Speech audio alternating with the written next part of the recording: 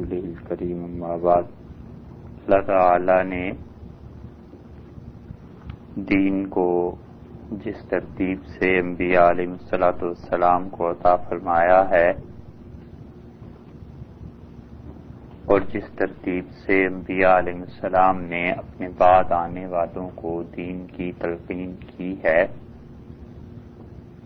اس میں سب سے پہلی چیز صحیح عقیدہ ہے، اور سب سے پہلے جس چیز کو شریعت میں رکھا ہے اور جس پہ سب سے زیادہ محنت نبی کریم صلی اللہ علیہ وسلم نے کی ہے، وہ کسی شخص کا مسلمان ہونا ہے اور صحیح عقیدے کو رکھنا ہے۔ صحیح عقیدے کے بعد دوسری چیز جو مسلمان کے ذمے ضروری ہے وہ صحیح علم کا حاصل کرنا ہے، کیونکہ عقیدے کی تصحیح کے بعد خود صحیح علم کی طلب کہ اللہ کے ہاں اتنی وقت رکھتی ہے کہ اگر کوئی شخص صحیح ایمان کے بعد، صحیح عقیدے کے بعد اگر کوئی شخص صحیح علم حاصل نہیں کرے گا تو حدیث پہ اس پہ شدید وعیدیں آئی ہیں۔ اور جب صحیح علم آ جائے تو اس کے بعد عمل بھی صحیح ہوتا ہے، کیونکہ جب کسی شخص کو ایک چیز کا علم نہیں ہے تو پھر اس کے اعمال بھی اس ناقص علم پر مرتب ہوں گے، اور نتیجہ یہ نکلے گا کہ اس انسان کا علم بھی درست نہیں تھا، پھر عمل بھی غیر درست ہوگا۔ اور صحیح عمل کے بعد چوتھی چیز جو کسی مومن آدمی میں پائی جاتی ہے وہ اخلاص ہے اور اللہ کے ساتھ تعلق ہے، اور وہ یہ ضروری چیز ہے کہ اخلاقیات جس چیز کا نام ہے، اگر کسی شخص کو اللہ کے ساتھ تعلق ایسا نہیں ہے جو شریعت کی نظر میں مطلوب ہے، تو یقیناً وہ انسان پھر اللہ کے معاملے میں بھی کوتاہی کرے گا اور لوگوں کے معاملات میں بھی کوتاہی کرے گا۔ تو یہ چوتھی چیز جس کا نام اخلاقیات ہے، یہ ہے وہ چیز جس کو تصوف کے نام سے تعبیر کیا جاتا ہے، یہ ہے وہ چیز جس کو اصلاح کے نام سے تعبیر کیا جاتا ہے۔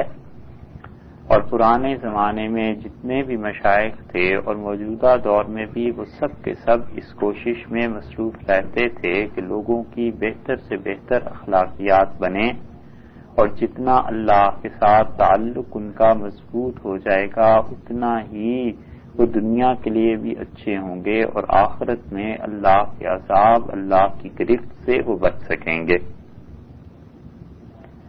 حدیث میں یہی بات آئی ہے کہ جبریل امین نے رسول اللہ صلی اللہ علیہ وسلم سے کچھ چیزیں پوچھیں، اور انہوں نے ایک سوال یہ بھی کیا اس میں کہ مل احسان یا رسول اللہ کے رسول احسان کس چیز کا نام ہے؟ تو رسول اللہ صلی اللہ علیہ وسلم نے ان سے فرمایا الاحسان، احسان تو اس چیز کا نام ہے کہ ان تعبد اللہ، تو اللہ کی اس طرح عبادت کر کأنک تراہ، جیسے تو اللہ کو دیکھ رہا ہے، اور اگر تو اللہ کو نہیں دیکھ رہا تو تجھے یہ یقین ہونا چاہیے کہ فإنہ یراک، اللہ تجھے دیکھ رہے ہیں۔ یہ بنیادی طور پہ تبدیلی ہے دماغ کی، اور بنیادی طور پہ تبدیلی ہے سوچ کی اور زاویہ نگاہ کی۔ جو شخص کہیں سے تعلق رکھتا ہے اور سلوک اور تصوف اور یہ چیزیں کام کرتا رہتا ہے، اور وہ ذکر اور مراقبات جو بتاتے ہیں وہ کرتا رہتا ہے، تو اس سے پہلے کا انسان اور اس کے بعد کے انسان میں زمین آسمان کا فرق آ جاتا ہے، بلکہ اس سے بھی زیادہ شخصیت بالکل تبدیل ہو جاتی ہے، اور اس تبدیلی کی بڑی وجہ یہی ہے کہ اس انسان کے سوچنے کا انداز بالکل تبدیل ہو جاتا ہے۔ ایک آدمی ایک کام کرتا ہے اور اس پر یہ احساس طاری ہے کہ اللہ مجھے دیکھ رہا ہے، تو آپ سوچئے ذرا کہ غلط کام کیسے ہو سکتا ہے؟ کوئی بھی کام کرتے ہوئے اسے یہ احساس اور خیال ہے کہ اللہ تعالیٰ کو میں دیکھ رہا ہوں کہ اللہ موجود ہے، تو اس انسان کو وہ خیال اور فکر گناہ سے روک دیتا ہے، بجائے اس کے کہ وہ انسان علیہ باللہ کوئی گناہ کرتا، الٹا اس کے معاملہ ایسا ہو جاتا ہے کہ نیکی میں بھی حد درجہ اخلاص اس کا بڑھ جاتا ہے۔ اور یہ وہ چیز ہے جو دوسری حدیث میں آئی ہے رسول اللہ صلی اللہ علیہ وسلم نے فرمایا تمام کے تمام لوگ جو دنیا میں رہتے ہیں سب ہلاک ہو گئے سوائے علماء کے. اور پھر آپ نے فرمایا کہ ہر آدمی علماء میں بھی ہلاک ہونے والا ہے سوائے اس کے کہ الا العاملون جو عمل کرتے ہیں. اور آپ نے فرمایا جو عمل کرتے ہیں ان میں بھی سب ہلاک ہونے والے ہیں سوائے ان لوگوں کے جو اخلاص کے ساتھ عمل کرتے ہیں یعنی خالص اللہ کے لیے. اور پھر آپ نے فرمایا کہ والمخلصون علی خطر، اور جو اخلاص کے ساتھ عمل کرتے ہیں وہ بھی ہر لمحہ خطرے کا شکار ہیں. پتہ نہیں کس وقت کس کی طبیعت بدل جائے اور پتہ نہیں کس وقت کس کی حالت تبدیل ہو جائے. جس چیز کا نام ایمان ہے وہ در حقیقت خوف اور امید دونوں کا تعلق اللہ سے رکھنے کا نام ہے. بس یہی تعلق مضبوط ہو جاتا ہے کہ اللہ کے علاوہ کسی کا خوف نہیں رہتا اور انسان مشکل سے مشکل حالات میں بھی ثابت قدم رہتا ہے. اور دوسری بات جو ہے کہ امید تو اسے دنیا میں کسی سے کوئی امید نہیں رہتی، اللہ سے امید اس کی زندگی میں غالب آ جاتی. یہ نا امیدی اللہ سے اتنا بڑا گناہ ہے کہ لکھنے والوں نے اسے کبائر میں شمار کیا ہے. اور کوئی آدمی یہ سوچے کہ اللہ سے نا امید ہو جائے الیاذ باللہ تو یہ کفر کی حرکتوں میں سے ایک حرکت ہے. حضرت یعقوب علیہ السلام کے بیٹے حضرت یوسف علیہ السلام گم ہو گئے تھے اور انہیں ایک عرصے تک اطلاع ان کی نہیں آئی، تو ان سے کہا گیا کہ آپ ان کو ذکر کر کے ان کو یاد کر کے آپ تو لگتا ہے اپنی جان سے گزر جائیں گے. تو انہوں نے وہاں پر ایک مقام پہ ارشاد فرمایا کہ انہ لا یئس من روح اللہ، میں اللہ تعالی کی رحمت سے نا امید نہیں ہوں، اور خدا کی رحمت سے تو بس صرف کافر ہی نا امید ہوا کرتے ہیں. تو اللہ کے ساتھ امید کا تعلق یہ بہت بڑی چیز ہے. اللہ سے ہمیشہ اچھائی کی توقع رکھنا اور یہ خیال کرنا کہ اللہ تعالی ہمیشہ میرے ساتھ اچھائی کا معاملہ کرتے ہیں، اعلیٰ ترین عبادات میں سے ایک عبادت یہ ہے. آپ تصور کیجئے انبیاء علیہ الصلوۃ والسلام کی ساری زندگی پر مثلاً وہ اللہ کا ایک بندہ ہے اور خدا کی طرف سے وحی آ گئی کہ آپ کی قوم کو عذاب بھیج دیا جائے گا کیونکہ یہ لوگ آپ کی بات نہیں مانتے. اور انہوں نے کیا کیا، انہوں نے عذاب کی بات سن کے اپنے پاس سے یہ نتیجہ نکالا کہ اب تو ہمیں اس بستی سے نکل جانا چاہیے. اور اللہ تعالی نے اس کی اجازت اس وقت تک نہیں دی تھی، حکم نہیں ہوا تھا کہ آپ بستی سے نکلیں. اجازت تو جب ہوتی جب ممانعت بھی ہوتی، مگر حکم نہیں ہوا اس بستی کو چھوڑنے کا ابھی تک. تو وہ اپنے خیال سے خود ہی نکل گئے اور جب وہ جا کر بیٹھے ہیں کشتی میں تو کشتی سمندر میں ڈولنے لگی. اور پھر انہوں نے کیا کیا، لوگوں نے کہا کہ اب الی الفلک، کوئی نہ کوئی آدمی اپنے مالک کی اجازت کے بغیر چلا آیا کشتی میں اور کشتی اس لیے ڈوب جائے گی. فساہما، انہوں نے کہا قرہ ڈالو سب کے نام لکھ کے پرچیاں انہوں نے ڈالی اور انہوں نے کہا جس کا نام نکل آئے اس کا مطلب ہے کہ وہ اپنے مالک کی مرضی کے بغیر چل پڑا ہے. حضرت یونس علیہ السلام کا نام نکل آیا اور انہوں نے اٹھا کے انہیں سمندر میں پھینک دیا. اللہ نے فرمایا فالتقمہ الحوت، اور انہیں کیا کیا، مچھلی نے لقمہ بنا لیا. سمندر خود اس کی دہشت اور اس کا خوف اور اوپر سے اٹھا کر پھینک دیں تو موجیں ہیں، وہاں پہ ایک مچھلی ہے اس کے منہ میں چلے گئے اور وہ مچھلی بھی پھر سمندر کی تہہ میں چلی گئی ہے. اور وہاں جا کر اللہ فرماتے ہیں انہوں نے ہمیں پکارا اور کہا لا الہ الا انت، اللہ آپ کے علاوہ کوئی پروردگار نہیں اور سبحانک تیری ذات ہر عیب سے پاک ہے، انی کنت من الظالمین، اللہ میں نادانوں میں سے تھا، غلطی ہو گئی. تو آپ کی اجازت اس وقت تک ہوئی نہیں تھی، آپ کی طرف سے حکم ملا نہیں تھا بستی چھوڑنے کا اور میں بستی چھوڑ کے چل پڑا. تو اللہ تعالیٰ فرماتے ہیں کہ اگر وہ مچھلی کے پیٹ میں میری تصویر بیان نہ کرتے اور اگر وہ مجھے وہاں یاد نہ کرتے للبث فی بطنہ الی یوم یبعثون، تو قیامت کے دن تک وہ اسی مچھلی کے پیٹ میں رہتے، لوگ اپنی یعنی قبروں سے اٹھائے جاتے اور وہ اس مچھلی کے پیٹ سے برآمد کر دیے جاتے. تو ذرا سوچئے وہاں پہنچ کر بھی اللہ سے امید یہی ہے کہ اللہ تعالیٰ کوئی صحیح صورت دکھا دیں گے. نبی کریم صلی اللہ علیہ وسلم کے قتل پہ اہل مکہ تل گئے تھے کہ آج رات بس ان کی زندگی کے لیے عزب اللہ آخری رات ہے، اور اللہ نے انہیں نکال لیا اور حضرت علی رضی اللہ عنہ کی جگہ پہ سوئے اور وہ ہجرت کر کے چلے گئے. یہ اللہ کے ساتھ امید کا تعلق ہے. مومن انسان کی زندگی میں خدا کے ساتھ امید کا تعلق رہنا ہی چاہیے. کیسے ہی کٹھن حالات کیوں نہ ہو، کیسی ہی مشکلات کیوں نہ ہو، یہ ذہن میں رہنا ہی چاہیے کہ انشاءاللہ یہ حالات اچھے ہو جائیں گے۔ اللہ کی طرف سے اگر آج آزمائش ہے، یہ آزمائش کس دن نکل جائے گی، اس آزمائش سے اللہ تعالیٰ گزار دے گا۔ یہ مومن کی زندگی ہے۔ اب یہ امید اللہ سے باندھ کر رکھتی ہے انسان کو، یقین اللہ کے ساتھ باندھ کے رکھتا ہے۔ نتیجہ یہ کہ وہ شرک کی طرف نہیں جاتا، نتیجہ یہ کہ اسباب کی جدوجہد وہ کرتا ہے، مگر ایسی بھی نہیں کہ بالکل اس کو سارے کا سارا تعلق اور بھروسہ اسباب پر ہو جائے، بلکہ ایک مناسب حد تک کرتا ہے جتنی شریعت نے اسے اجازت دی ہے۔ اور دوسری طرف خوف، وہ اللہ کے علاوہ کسی کا نہیں رہتا۔ بہت سی چیزیں ایسی ہیں جو انسان کو کسی چیز کا خوف مسلط ہوتا ہے تو پھر وہ کام کرتا ہے۔ مثلاً معاش کا خوف ہے تو آدمی زیادہ محنت کرتا ہے پیسے کا آنے کی، اسی طرح عزت کا خوف ہے تو وہ آدمی ایسے کاموں سے بچتا ہے جس میں عزت خراب ہوتی ہو، اسی طرح اور بھی بہت سی چیزیں۔ تو مومن انسان، اس کے خوف کا تعلق اللہ کے ساتھ اتنا مضبوط ہوتا ہے کہ امید اور خوف دونوں اللہ کے ساتھ کامل ہو گئے۔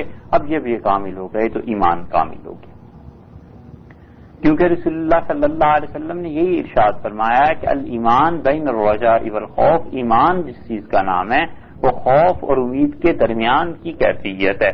اللہ سے ڈرتا بھی رہے کہ جو میں نیکی کر بھی لیتا ہوں یہ اگرچہ خدا کی توفیق ہے، مگر پتہ نہیں اگر چاہے خدا تو نہ معاف کرے، چاہے تو رد کر دے، اور امید بھی رکھے کہ انشاءاللہ اللہ تعالیٰ کیا کرے گا، اس چیز کو قبول کر لے گا اور اس چیز کو اللہ ضرور اس پہ اجر دے گا۔ امر واقعہ یہ ہے کہ انسان اپنا کام جب تک کرتا رہتا ہے، اللہ تعالیٰ اپنے کام کو نہیں چھوڑتے۔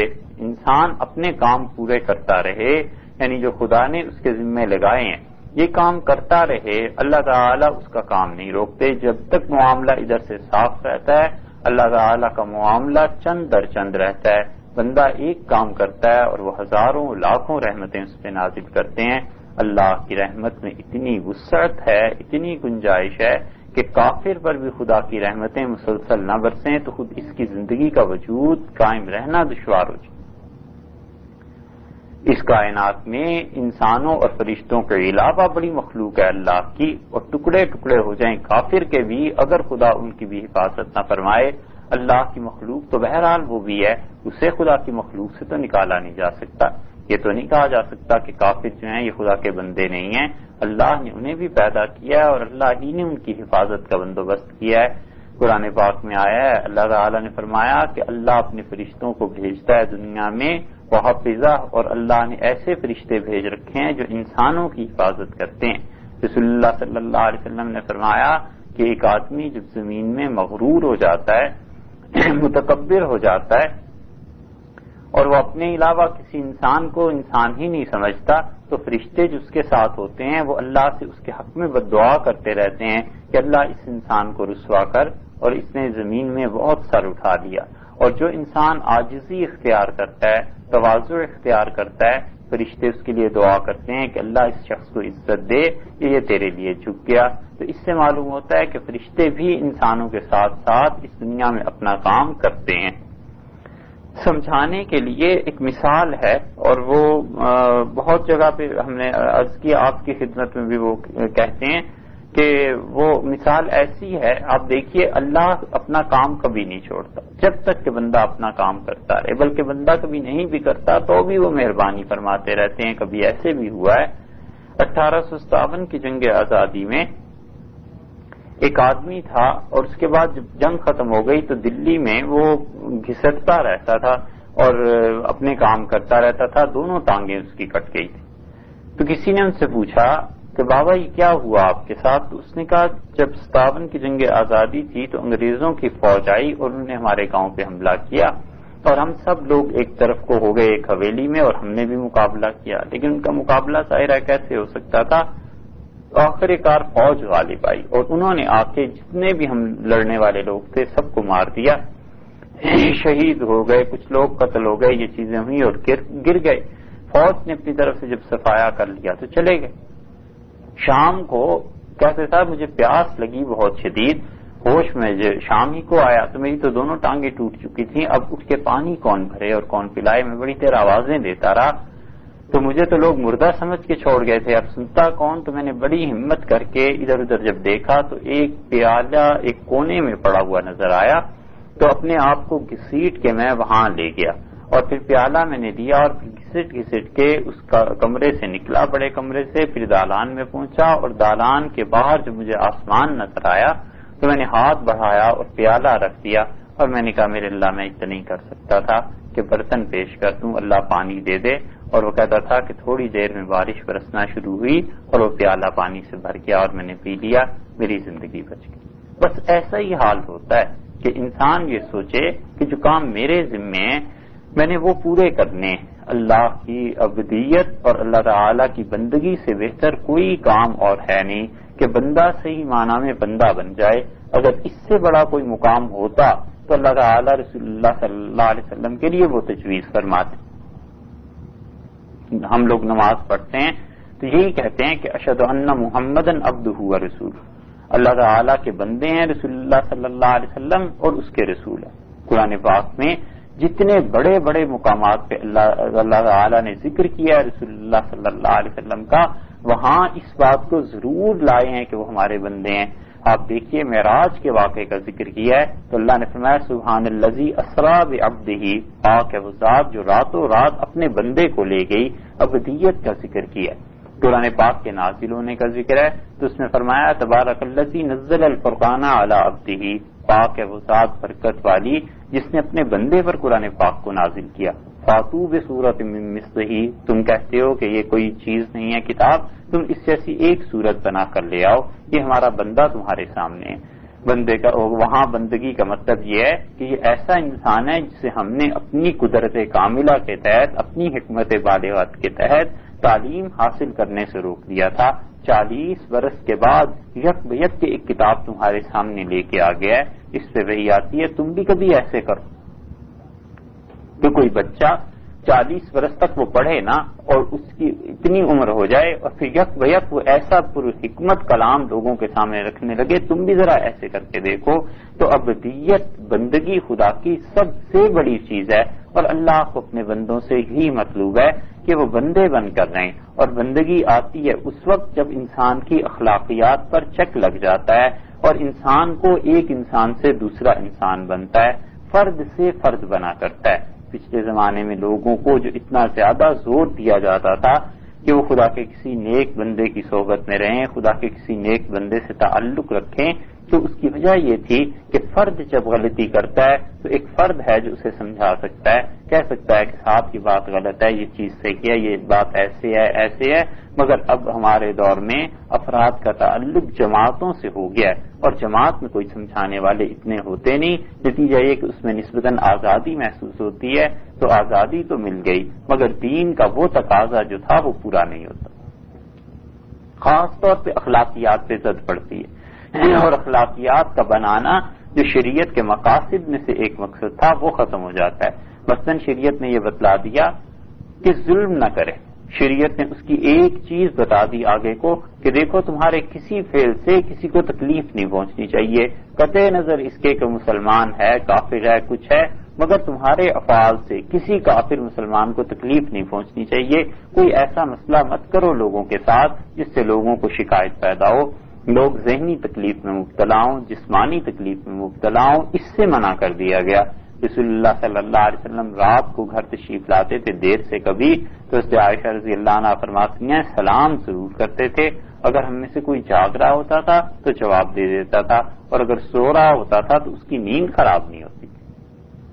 اتنی احتیاط تھی چلنے میں، دروازہ کھولنے میں، ان تمام چیزوں میں، اس لیے کہ ان کا تعلق انسانی اخلاقیات سے ہے کہ میرے افعال سے کسی شخص کو تکلیف نہ پہنچے، کوئی ایسی بات نہ ہو جائے جس بات سے کسی انسان کا دل دکھے. کافر ہو مومن ہو وہ ایک الگ مسئلہ ہے مگر انسانی اخلاقیات جو ہیں ان کا اعتبار بہت زیادہ شریعت نے کیا ہے. رسول اللہ صلی اللہ علیہ وسلم نے کافر کی عیادت کی.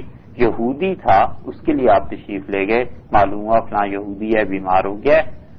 ابو داؤد میں ترمذی میں آتا ہے کہ رسول اللہ صلی اللہ علیہ وسلم اس کی عیادت کے لیے تشریف لے گئے، اس کے پاس بیٹھے اور اس سے کہا کہ تمہارا حال احوال سب پوچھا. پھر آپ نے فرمایا اگر تو اسلام قبول کر لے تو بڑا اچھا ہے یہ، تو اس نے اسلام قبول کر لیا، اور رسول اللہ صلی اللہ علیہ وسلم جب اٹھ کے آئے پھر ان کا انتقال بھی ہو گیا، تو آپ نے فرمایا اللہ کا شکر ہے جس نے میرے ذریعے اسے اسلام کی توفیق دی اور آگ سے بچا لیا۔ تو کافر کی عیادت اسی لیے فقہا کہتے ہیں کہ کافر ہے، محلے میں رہتا ہے، کہیں اور ہے، آفس میں ہے، تو اس کی عیادت بھی جا کے کرنا چاہیے، اس لیے کہ عیادت کا تعلق اسلام سے نہیں انسانی حقوق سے ہے، تو اس کا ایک حق بنتا ہے، اس کا ایک تعلق بنتا ہے کہ وہ بیمار ہو جائے تو لوگ اس کی عیادت کے لیے جایا کریں۔ اسی لیے فقہا نے لکھا ہے کہ کافر مر جائے تو اس کے لیے بھی اس کے جو بھی ورثاء جو بھی لوگ رہ گئے ہیں تو ان سے یہ کہا جائے گا کہ اللہ تعالیٰ آپ کو صبر کی توفیق دے، یا یہ کہ یہ انسان دنیا سے چلا گیا اور اس کا معاملہ اچھائی کا تھا، ہمارے ساتھ اچھائی کرتا تھا، فلاں کے ساتھ اس نے اچھائی کی، جو بھی خوبی ہے اس کی کہی جا سکتی ہے۔ یہ تعلقات اسی وجہ سے شریعت نے کہے ہیں کہ دنیا میں مومن انسان اخلاقیات کا بالکل ایک مجسمہ اور پیٹرن ہوتا ہے، لوگ اسے دیکھ کے اندازہ کرتے ہیں کہ ہاں یہ انسان ہے جو صحیح معنی میں مسلمان ہے اور اس انسان کے ساتھ تعلق ہونا چاہیے۔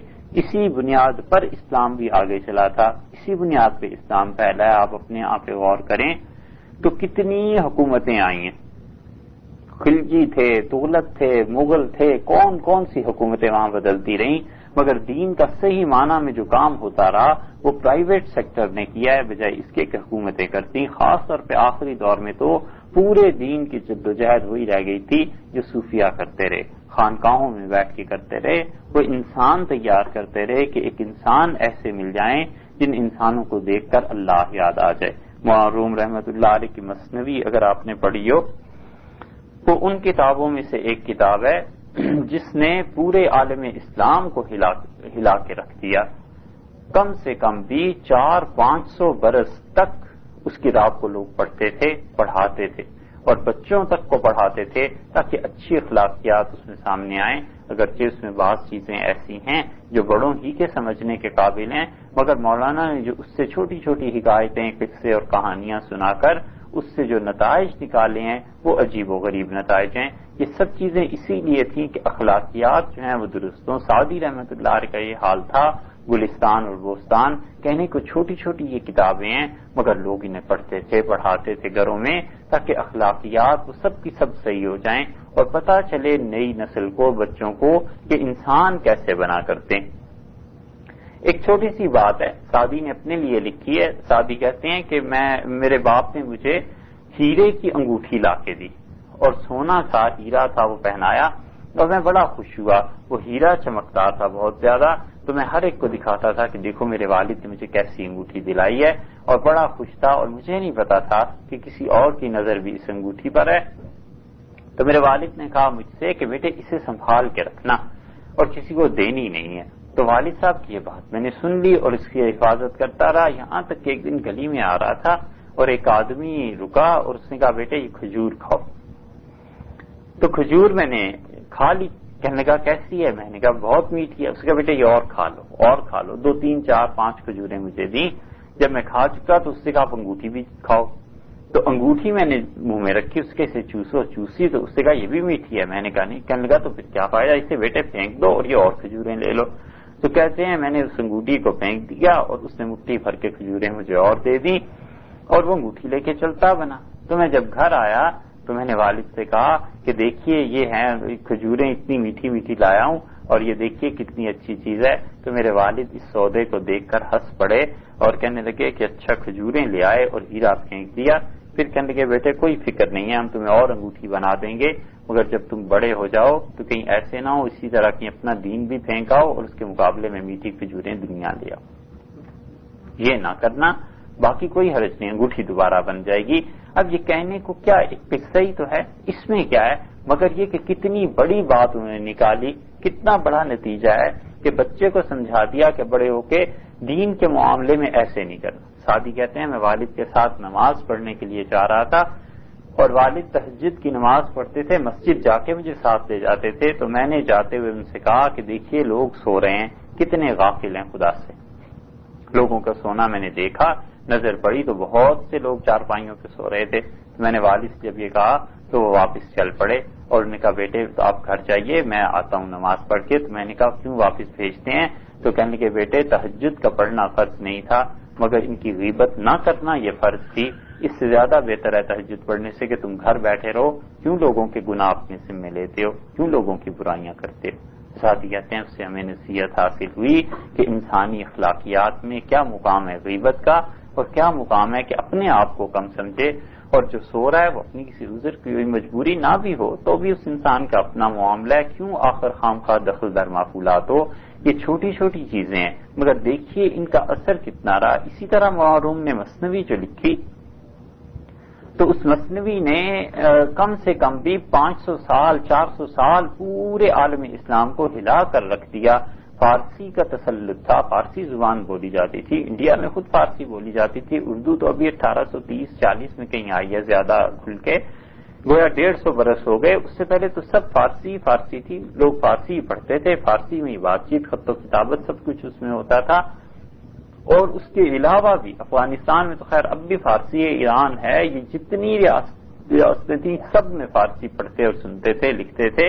تو وہ فارسی میں وہاں روم نے مثنوی کہی، کہنے کہ وہ 6 جلدیں ہیں، مگر اہل نظر نے کہا اور صحیح کہا، انہوں نے کچھ مبالغے سے کام نہیں دیا کہ وہ کہتے ہیں کہ مولانا روم کی مثنوی قرآن در زبان پہلوی، فارسی زبان میں گویا اللہ نے دوبارہ قرآن نازل کر دیا. اتنی عظیم کتاب ہے. علماء اور مشائخ صدیوں اسے پڑھتے پڑھاتے آئے ہیں تاکہ لوگ اس سے سمجھ سکیں اور اس میں دیکھیں کہ الہامن جو چیزیں انہیں دی گئی ہیں وہ کیسی عجیب و غریب چیزیں ہیں. ان صوفیہ کو سب سے زیادہ قلق اور دکھ جس چیز کا رہا وہ یہی تھا کہ انسان ختم ہو گئے. وہ کہتے ہیں کہیں سے انسان تلاش کرو، انسان پیدا کرو، پھر معاشرے میں انقلاب آئے گا. جب انسان بن جاتے ہیں پھر وہ کام کیا کرتے ہیں. آپ دیکھیے جتنی سیاسی جدوجہد حتیٰ کی ہوئی ہے، بلکہ ہم اس سے بھی بڑھ کے کہیں جس میں انشاءاللہ کوئی مبالغہ نہیں ہے، کوئی قابل ذکر آدمی آپ بتائیے جس نے تابعین کے بعد سے کام کیا ہو، تبع تابعین کے بعد سے. رسول اللہ صلی اللہ علیہ وسلم نے اپنے زمانے کے متعلق تو گارنٹی دی تھی کہ اس میں خیر غالب رہے گی.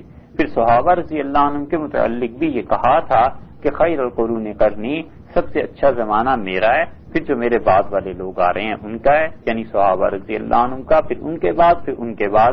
تو یہ 3 یا 4 دور جو تھے ان کی تو آپ نے گارنٹی دے دی کہ ان میں خیر غالب رہے گی. تابعین میں بھی، تبع تابعین میں بھی رحمہم اللہ، اور تبع تابعین کے بعد 3ری صدی ہجری آپ سمجھ لیں کہ 3ری صدی ہجری سے لے کر اب تک، اب جبکہ 15ویں صدی چل رہی ہے، ان 1100 برس میں کوئی ایک آدمی ایسا چنیے جس نے امت کے لیے مجموعی اعتبار سے کام کیا ہو.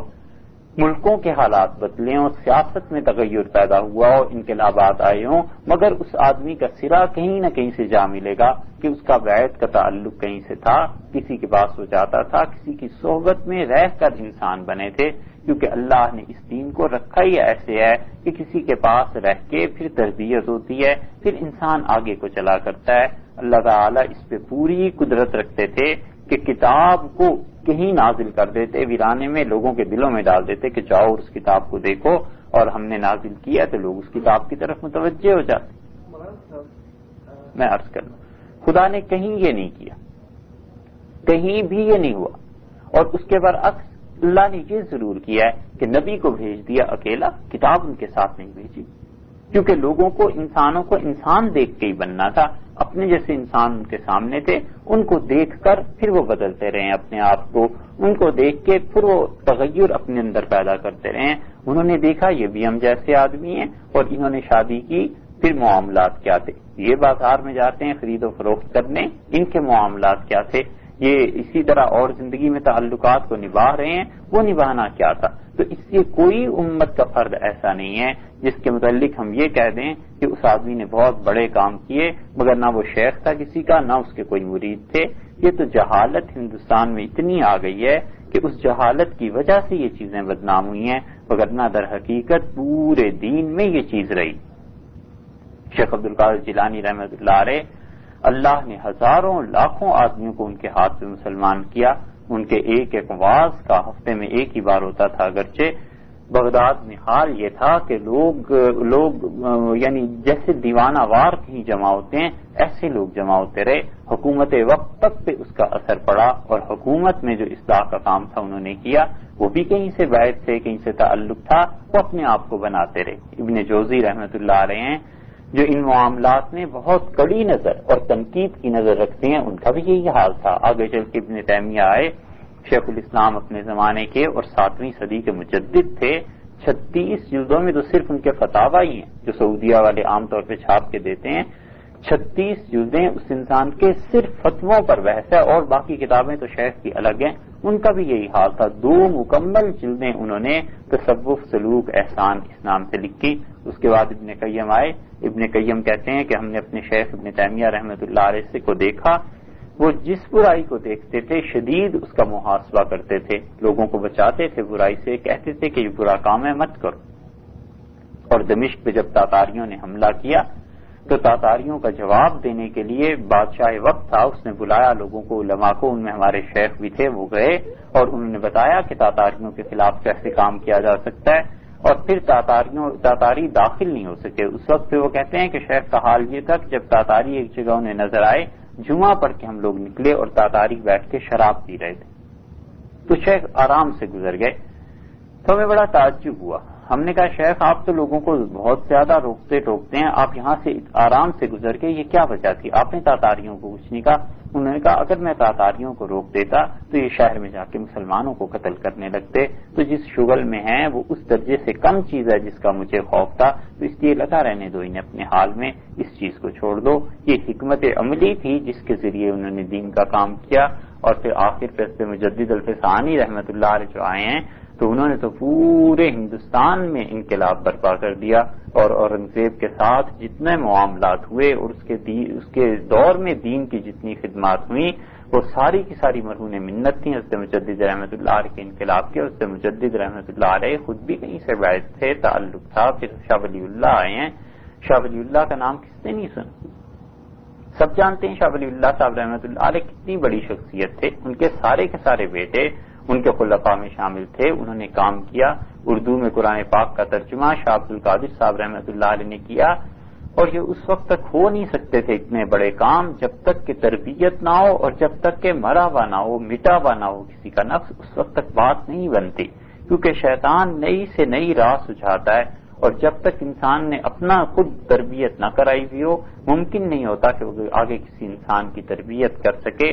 تربیت چلتی ہی ایسے ہے. شاہ عبد القادر صاحب رحمۃ اللہ علیہ نے پہلا ترجمہ جو قرآن پاک کا کیا تو جوان تھے, اور ان کی بھی ایسی امنگیں اور آرزویں تھیں. دلی کے حالات جو بگڑے ہوئے تھے سب جانتے ہیں جن کی نظر تاریخ پہ ہے, اور انہوں نے شاہ عبد العزیز صاحب سے اپنے بھائی سے جا کے کہا کہ بھائی آج رات میں نے خواب دیکھا. تو انہوں نے کہا کیا خواب آپ نے دیکھا؟ تو کہنے لگے میں نے دیکھا کہ مجھ پہ جبریل امین نے قرآن لا کے مجھے دیا ہے. تو انہوں نے کہا بھائی وہی تو ختم ہو گئی, نبوت ختم ہو گئی. اس کا مطلب یہ ہے کہ اللہ تعالیٰ آپ سے قرآن پاک کی کوئی ایسی خدمت لے گا جو ہمیشہ یاد رکھی جائے گی. بس چند دن میں حالات کچھ ایسے ہو گئے کہ انہوں نے شاہ عبدالعزیز صاحب رحمۃ اللہ سے کہا کہ بھائی اگر آپ وعدہ کر لیں کہ مجھے 2 وقت کھانا دے دیا کریں گے صبح و شام, اور 2 جوڑے کپڑے سال میں بنا دیا کریں گے. تو ہمارے بابا نے فارسی میں ترجمہ کیا تھا شاہ ولی اللہ صاحب رحمۃ اللہ علیہ قرآن پاک کا, اور میں اسے اردو میں منتقل کر دوں. شاہ عبدالعزیز صاحب رحمۃ اللہ علیہ نے کہا کہ بھائی جو کچھ میرے پاس ہے یہ آپ ہی کا ہے اور آپ اپنا کام کیجیے. اور انہوں نے اکبری مسجد میں بیٹھ کے پورا قرآن پاک کا اردو میں ترجمہ کیا, اور جس جگہ بیٹھ کے وہ ترجمہ کرتے تھے سیاہ ہو گئی دیوار, بس ساری دنیا کے کام چھوڑ کے ایک یہی کام وہ زندگی میں انہوں نے کیا. اور 37 برس کے تھے جب انہوں نے ترجمہ مکمل کر لیا. 15-20 برس اس ترجمے میں لگ گئے جتنے بھی لگ گئے ان کے, مگر یہ کہ وہ ایسے آدمی تھے کہ ساری جوانی خدا کی راہ میں خرچ کر دی, ترجمہ کرتے رہے, اور ان کا ترجمہ پھر مسلمانوں نے پڑھا, اور پھر مسلمانوں میں جا کر یہ شعور اور بیداری پیدا ہوئی کہ اچھا اس طرح قرآن پاک کو پڑھنا اور سمجھنا چاہیے. سر سید جیسے آدمی جن پہ بڑی تنقید لوگ کرتے ہیں, اور بڑی تنقید کی چیزیں بھی ہیں ان میں, آثار السنادید میں انہوں نے شاہ عبد القادر صاحب رحمۃ اللہ علیہ کے لیے لکھا کہ اس جیسا مجاہد آدمی اس آخری دور میں ملنا دشوار ہے. یعنی بہت تعریفیں انہوں نے لکھی جس کا مفہوم یہ تھا, ہم نے جو جملہ آپ سے کہا تو شاہ عبد القادر صاحب رحمۃ اللہ علیہ قرآن پاک کا ترجمہ کرتے رہے، کہیں سے تو تعلق تھا۔ ان کے بعد آپ دیکھ لیں اس کے بعد کے دور میں کیا ہوا، مسلمانوں نے 57 کی جنگ آزادی کے بعد کیا کیا، انہوں نے کہا اب آدمی نہیں رہے، بیٹھو اور کہیں آدمی بناؤ، ایسے لوگ بناؤ جو انگریزوں کے ساتھ مقابلہ کر سکیں، ٹکر لے سکیں، کچھ سیاسی صورتحال بہتر ہو، کچھ دینی تعلیم ہو، کچھ یہ چیزیں ہوں۔ اس کے نتیجے میں نکلا یہ کہ ہندوستان میں بڑے بڑے ادارے قائم ہوئے، ندوۃ العلماء لکھنؤ والوں نے قائم کیا، اور ندوہ میں مولانا محمد علی صاحب مونگیری رحمۃ اللہ علیہ تھے۔ مولانا محمد علی صاحب مونگیری رحمۃ اللہ علیہ یہ خلیفہ تھے مولانا فضل الرحمان گنج مراد آبادی رحمۃ اللہ علیہ کے، گنج مراد آباد ایک جگہ ہے، وہاں پہ مولانا رہتے تھے فضل الرحمان رحمۃ اللہ علیہ، اور بڑے صاحب نسبت اور قوی نسبت کے بزرگ تھے، اور ان کے خلفاء میں سے مولانا محمد علی مونگیری، اور انہوں نے پھر ندوہ کی بنیاد رکھی۔ اور دوسری طرف حاجی امداد اللہ صاحب مہاجر مکی رحمۃ اللہ علیہ تھے، سید احمد شہید رحمۃ اللہ علیہ ان سے پہلے دور کے تھے، سید صاحب رحمۃ اللہ علیہ کی جو ایک تحریک تھی یہ جہاد کی، پورا بر صغیر اس نے ہلا کر رکھ دیا کہ کیا چیز ہے۔ سیاسی حالات اگر آپ دیکھیں اس وقت کے تو سکھوں کی حکومت آ گئی تھی پنجاب، اور پاکستان کا جو موجودہ علاقہ ہے سکھ یہاں حکمرانی کرتے تھے، اور یہاں سے لے کے کابل تک سکھوں ہی کی حکومت تھی، ساری پورا سرحد اور پنجاب یہ سکھوں کے پاس تھا، اور وہ مذہبی حکومت تھی، اور مسلمانوں کو کوئی حیثیت دینے کے لیے تیار نہیں تھے سوائے اس کے کہ جبرن نماز روزہ سب چیزیں بند ہو گئی تھیں، اور انہوں نے کہا کہ تم جیسے بھنگی ہوتے ہیں بس ویسے رہ سکتے ہو۔ مسلمان بھنگیوں کے طور پہ کام کرتے تھے، جیسے بر صغیر میں اب عیسائی ہیں تو عموماً بالعموم عیسائی گھروں میں جو ہوتے ہیں کام وام کرتے ہیں تو وہ بھنگی ہوتے ہیں، مسلمانوں کو انہوں نے بھنگی بنا لیا تھا، اور اگر یہ سکھوں کی حکومت ایک آدھ صدی اور رہ جاتی بر صغیر میں بظاہر کوئی اللہ کے دین کا کام کرنے والا نہ ہوتا، اتنی بری طرح یہ کچل کے رکھتے تھے۔ سید صاحب رحمۃ اللہ علیہ نے ٹکر لی، اور پھر جہاد ہوا، اور ان کے جہاد کے 7 سال کے عرصے میں ان کی شہادت وغیرہ کے بعد سکھوں کی حکومت تبدیل ہو گئی اور انگریز غالب آ گئے۔ انگریزوں نے کہا اب آزاد حکومت ہے، مذہب کے اعتبار سے ہر کوئی اپنی مذہب سے عمل کرے، ہمیں اس سے کچھ بحث نہیں ہے۔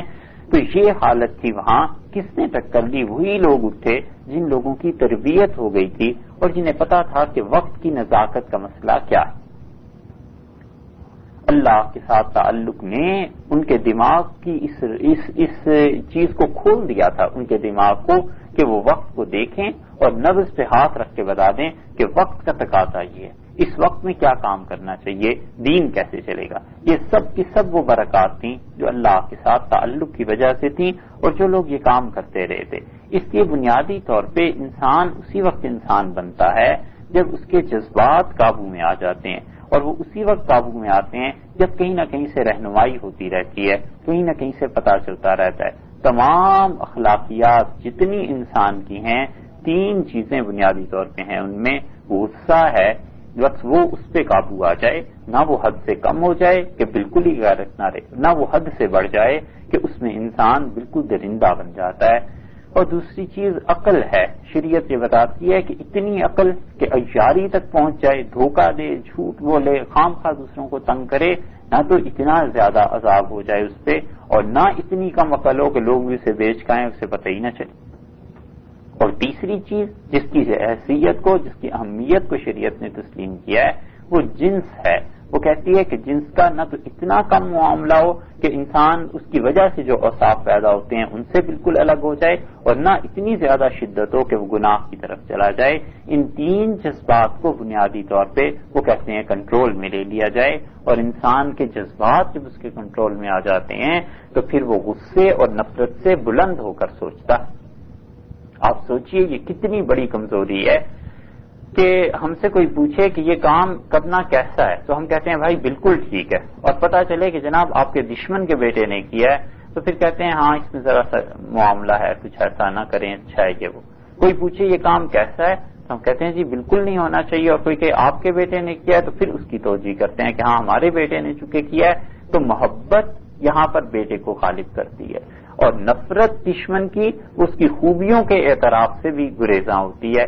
اللہ نے فرمایا وَلَا يَجْرِمَنَّكُمْ شَنَآنُ قَوْمٍ عَلَىٰ أَلَّا تَعْدِلُوا، اور لوگوں کبھی ایسے نہ بنو، تمہیں کبھی اس بات پہ آمادہ نہیں ہونا چاہیے کہ تم اپنے دشمن کے ساتھ انصاف نہ کرو، اعدلوا، اگر دشمن میں بھی کوئی خوبی ہے تو اس کا اعتراف کرو، ہوا اقرب للتقوی، اور یہ تقوی کی بات ہے، یہ نیکی کی بات ہے۔ یہ آدمی میں اس وقت آتی ہے جب اس کے اندر اتنا تزکیہ، اتنی صفائی ہو جاتی ہے، اتنی پاکیزگی آ جاتی ہے کہ وہ نفرت اور محبت کے ذاتی جذبات سے بلند تر ہو کے سوچ سکتا ہے۔ پھر اسے خیال آتا ہے یہ جو رائے دے رہا ہوں اللہ کے ہاں جواب دیں، اللہ مجھے دیکھ لیں۔ صحابہ رضی اللہ عنہ پہ یہ اللہ کی موجودگی اور اللہ تعالی کا ہونے کا احساس اتنا غالب آ گیا تھا کہ انہوں نے رسول اللہ صلی اللہ علیہ وسلم سے کہا کہ تنہائی میں بالکل کپڑے اتارتے ہوئے ڈر لگتا ہے کہ اللہ دیکھ رہا ہے، تو رسول اللہ صلی اللہ علیہ وسلم نے فرمایا تم ان باتوں کی فکر نہ کیا کرو، اللہ کے ہاں تو تم لباس اور بے لباس دونوں یکساں ہو، تم ایسی بات نہ کیا کرو، ایسی بات مت سوچو۔ یہ اس فکر کا غلبہ تھا جو صحابہ رضی اللہ عنہ پہ آ گیا، اور اسی فکر نے اخلاقیات کو باندھ دیا، اور اسی فکر کے ذریعے لوگ چلے تو دین کے کام جو اہم ترین کام ہے جس پہ امت چلتی چلی آئی ہے اور ہر دور میں رہے، حتیٰ کہ سر سید کو آپ دیکھیے، انہوں نے علی گڑھ کا ادارہ قائم کیا، ان کا بھی تو کہیں سے تعلق تھا، کسی نہ کسی کے پاس تو وہ جاتے ہی تھے۔ حضرت مولانا غلام علی صاحب رحمۃ اللہ علیہ کے دلی میں سر سید برابر ان کے پاس جاتے رہے، انہیں اپنے شیخ سے، اپنے پیر سے محبت تھی، یہ چیزیں تھیں۔ باقی اس کے بعد یہ جو آگے کچھ چیزیں چل پڑیں، قبروں پہ چادریں چڑھانا اور نیاز اور نظر اور یہ وہ چیزیں ہیں جو باہر سے آئی ہوئی ہیں، اس کا اس تصوف سے، اصلاح سے کوئی تعلق نہیں۔ جو اصلاح اور تصوف شریعت نے سکھائی تھی، یہ تزکیہ جو آپ نے موضوع رکھا ہے، ان چیزوں کا اس سے کوئی تعلق نہیں، وہ چیز ہی الگ ہے، یہ چیز ہی الگ ہے۔ یہ تو بہت سی چیزیں ہندوؤں کے رسوم کے تحت آئی ہیں، اللہ نے ان کی اجازت نہیں دی، بلکہ جتنے صحیح معنی میں مشائخ تھے ان چیزوں سے منع ہی کرتے رہے، وہ یہ بتاتے رہے لوگوں کو کہ قبروں پر چادریں چڑھانا یہ جائز نہیں ہے، اس طرح کی چیزیں تم بالکل نہ کیا کرو۔ کسی نے حضرت سید احمد شہید رحمۃ اللہ علیہ سے کہا کہ حضرت ہوتا یہی ہے کہ تمام مشائخ اپنی زندگی میں منع کرتے ہیں اور جب ان کا انتقال ہو جاتا ہے تو لوگ ان کی قبروں پہ جا کے سجدے کرتے ہیں، ایسے ہمیں آپ کے متعلق بھی ڈر لگتا ہے کہ ہمیں تو آپ نے بتا دیا، ہم نہیں کریں گے، اور ہمارے بعد جو نسلیں آئیں گی ان کا کیا ہوگا؟ تو سید صاحب رحمۃ اللہ نے فرمایا کہ ان کے لیے صحیح تعلیم اور تربیت جو دیتے رہیں گے تو نہ ہماری قبر پہ آئیں اور نہ ہم یہ چاہتے ہیں، نہ اس طرح کی چیزیں جو خرافات اور بدعات ہوتی ہیں۔ اور پھر ایک دن فرمایا کہ میں نے اللہ تعالیٰ سے دعا کی کہ اللہ میری قبر کا نشان باقی نہ رہنے دے، ایسے نہ ہو کہ لوگ گمراہ ہو۔ تو سید صاحب رحمۃ اللہ فرماتے ہیں مجھ سے کہا گیا کہ دعا تمہاری قبول کی گئی، اس لیے پتہ ہی نہیں سید صاحب رحمۃ اللہ کی قبر کا دنیا میں کہاں۔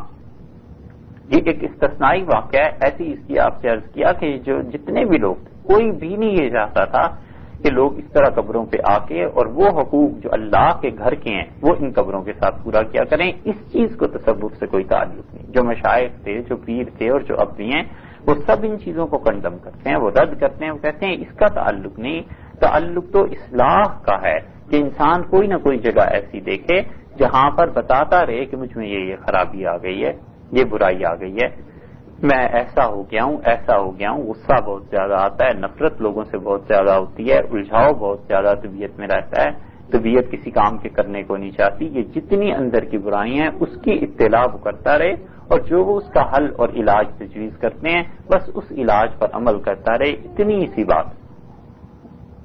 یہ ہے اس حضرت کی مثال آپ کو دیں، وہ ایسے جیسے ایک واقعہ قصہ ہے، ایک بزرگ تھے، کوئی ان کی خدمت کرتا رہا بہت عرصے تک، تو بڑے خوش ہوئے اس سے، غریب آدمی تھا، تو اس نے ایک دن اس سے، وہ بزرگ تھے، انہوں نے اس سے کہا کہ میاں تم کوئی دعا کہو تو اللہ تعالیٰ سے تمہارے لیے مانگے۔